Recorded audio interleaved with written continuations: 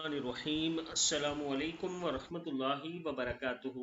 عابد راجہ channel کی طرف سے آج میں اپنے چاہنے والوں کے لیے ایک بہت ہی خاص اور پیارا عمل لایا ہوں۔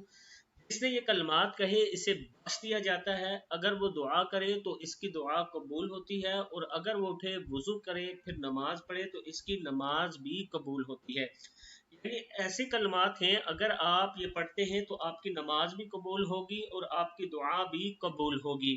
کلمات کیا ہے؟ بسم اللہ الرحمن الرحیم، لا الہ الا اللہ وحدہ لا شریک لہ، لہ الملک ولہ الحمد وہو علی کل شیء قدیر، سبحان اللہ والحمد للہ ولا الہ الا اللہ واللہ اکبر، ولا حول ولا قوة الا باللہ العلی العظیم، رب اغفر لی۔